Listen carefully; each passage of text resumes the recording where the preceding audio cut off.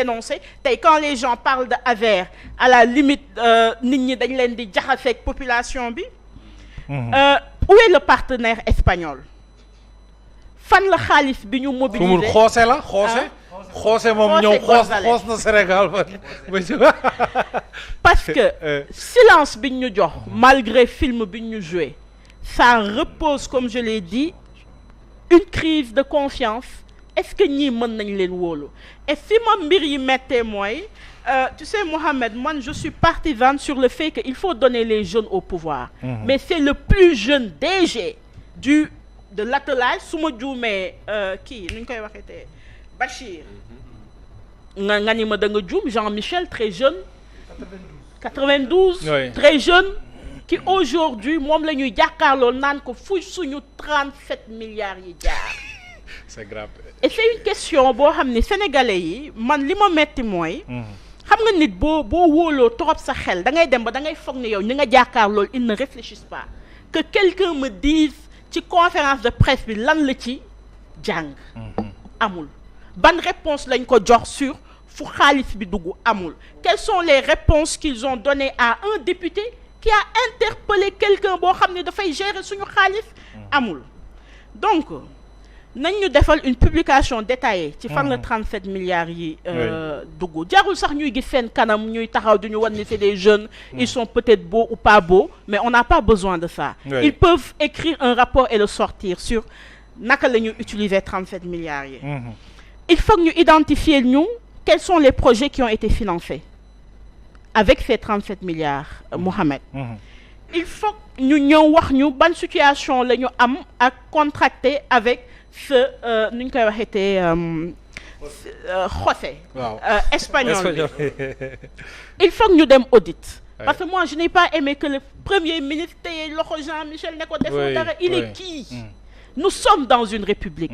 même bu dee dafa am ñu ñuy jiite mais il faut que sénégalais xam ne yow mi ñuy jiite yow yaa ëpp pouvoir ki lay jiite parce que yaa ko jox sa kàddu c'est-à-dire que nous ne sommes pas au service de l'exécutif. C'est l'exécutif qui est au service du peuple. Que je sois opposante, que je sois pas opposante, que je sois une simple citoyenne, il nous doit des explications. Et c'est pas au Premier ministre de dire tel est coupable et tel n'est pas coupable. Il faut le renforcement du contrôle parlementaire. Nous avons vu des députés qui étaient beaucoup plus ñi nga xam ne li leen gën a intéressé mooy premier ministre bi toog ñu taggal ko ay maamam wayal ko que de s'occuper des problèmes essentiels des Sénégalais mooy ñëw way bi xamatuma ko sax ça oyee pour un député c'est-à-dire li may rappeler nii yëpp Mohamed mooy nous sommes dans une république une république elle n'est pas partisane une république elle est équidistante donc ñu defal nous le renforcement du contrôle parlementaire, mise en place d'un portail de suivi des projets ñu xam fu suñu xaalis dugg parce que xaalis bi du ndono kenn budget bi buñ koy voté man opposante sama impôt dañ ko ciy def très bien yow du pouvoir sa impôt da ciy dem donc alalu askan bi la que l'on comprenne en résumé quel est le rôle ñoom bi ñu am c'est important et pour rappel c'est 36 000 pères et mères de famille, même s'ils ne sont pas pères et mères de famille, c'est des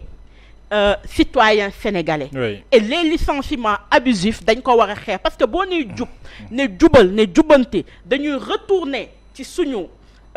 kii nu ñu koy waxee un peuple, un but, une foi, donc pas un parti État comme certains sont en train d'en parler, mais ñu def en sorte que ñëpp yemandoo et ci loolu lañ leen di xaar man loolu moo doon sama message. Abdou Nguer yow de bokkoon nga ca ñu doon tourner pour xool yan village ñoo amul courant am déet Abdou nag sikk nga quoi léegi nag xanaa sorti DG wu Azer bi xanaa nag tontu na say laaj. xam nga Mohamed communication moom contexte la. waaw contexte bu ne. ak la nga war a wax. tey bii tailleur contexte bu nekk liñ lay xaare nga wax. ni ko Aïda waxee léegi wax ji gudd na rëy na valise yeeg ngunu ginaar yi 93 millions yooyu yëpp garaaw mais fin bi lañ nit ñi doon xaar. mooy fu xaalis bi dugg 37 milliards yi fan la dugg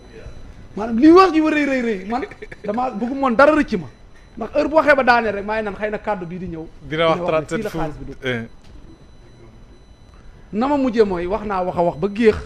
waaye bi mu paree xam nga lu ma njëkk a def dama woo Thierno ma ne ko Thierno de xaalis bi amatuma ci yaakaar man ma koy nuyu ma ne ko man de grand wax dëgg yàlla xaalis bi moom amatuma ci yaakaar li jëratul lakk essence parce que da nga ci am coono rek amatuma ci benn yaakaar man sama yaakaar moom xëy na yéen a ci def waaye sama yaakaar génn naa ko ci xaalis boobu bay boo ñu dem wuti leneen xaar ëllëg nag bu Cour des comptes lijjantuñu wala IGE fan la xaalis boobu dugg waaye man nger amatuma yaakaar ci boobu xaalis beneen bi ci topp bi ñu ñëwee man fii laa toogoon déclaré ko yaa ngi toogoon waaw chaque jour ñoom ñoo doon saaga Thierno di ko xas naan Thierno nangam dafa singali booy bi comme booy bi maa ngi moom ay génération lañ maa ko magi 2 ans dinaa mën a giita ngaas ak moom laa waxoon te waxoon naa ko su ma ci duggee léegi mbir mi leer yàlla dogal ma soobu ci bi ma demee ne Thierno mbir mi jëratul dem di sori vidéo yi gàtt rek dëkk boo dem wol waa dëkk bi ñu filmer leen TikTok ba dem léegi ñu xam fam courant maanaam c'est très simple suñu ko defee léegi xoolal avant ñuy pare tournée bi la dem ànd ak benn préfet xaw ma fu mu ko fore taal lampe mu tàkk ñu daal di tàcc yu xoole o ñu ne saa ngi taal tuddee ko lampe faal li ma jaaxal bi mu taalee pare dama ne tubaab bi waroon a taal lampe bi anam waaw mooy li ay da laaj léegi ana xoose ci xoose c'est-à-dire que bu genre fi mu ne nii pièce bi mu bëgg nit ñi tàbbi ci mooy dafa bëgg nit ñi tudd Seydou Kane chaque jour bu ko defee mu ne Seydou Kane mooy sénégalais bi maanaam ñu li jël mu wax marché presse bi bi li mu wax presse bi ak li mu wax chroniqueur yi genre ñun ñoo tey pour ma leer ñoo tey Seydou bu dee day fay man sama numéro wéef naa ko yónnee ñoo tey parce que yow booy fi mu ne nii ñun yabeel bi la ñuy bañ waaw sunu xaalis lañ lay laaj ngeen ñuy wax ay Seydou Kane ak Massamba Ndiaye ak Seydou Kane ak espagnol bu ñu jotee yoonu Jean Michel Sène newu ci maanaam bu dee surfacturation lay wax Seydou ak tubaab bi la nañ ko régler ñoom Jean moom waru ci am ku muy faral bu far dee am sax doomu Sénégal bi la war a faral quand même te yow am na note bu ma la yónnee waaw